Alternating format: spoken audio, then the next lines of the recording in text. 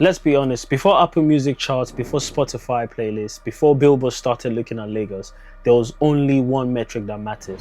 How many copies did Alaba move? But here's the messy truth. It was never a clean system.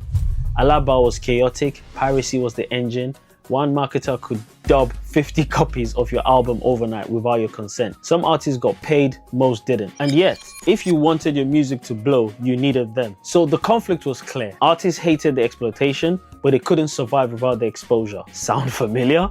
That's basically the same argument artists are having now with streaming platforms. This is how Alaba built Nigerian pop. Marketers created compilation CDs, mixes with new singles from up-and-coming acts alongside established names. That's how songs like Two Faces African Queen, P-Square's Busybody traveled from Lagos to Kano to Port Harcourt and even crossed into Ghana and other parts of Africa. They also handled marketing in ways labels couldn't. Posters, street banners, radio jingles, all financed by marketers. They had hype on album like it was a new Nollywood film. Remember when the band dropped No Long Thing in 2005, the Alaba rollout was everywhere. By the mid-2000s, artists like Nice, Timaya and Asha all depended on Alaba networks to flood their music nationwide.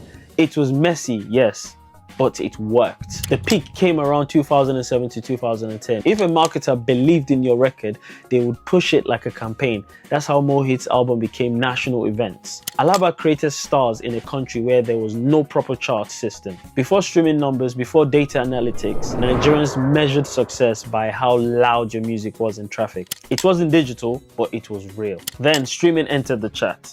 iTunes, YouTube, Boomplay, Spotify. Suddenly, the same artists who once begged Alaba marketers now had dashboards with daily metrics. But let's not kid ourselves. The game didn't really change. The power just shifted hands. For me, Alaba determined what Nigeria heard. Now, DSP playlists and algorithms determine what the world hears. Different players, same hustle. So guys, listen. So when you see an artist brag 100 million streams, streams, remember, it's not so different from the bragging rights of I sold 1 million copies in Alaba. Both systems are imperfect, both exploit the artist, both gave Nigerian music the machinery to scale.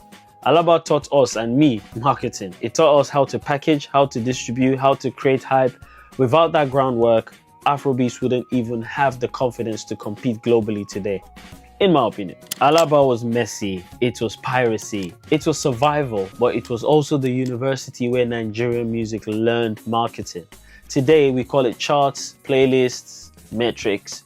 Back then, it was CDs, street hawkers, and traffic jam. Different era, same lesson. In this game, talent matters, but distribution wins.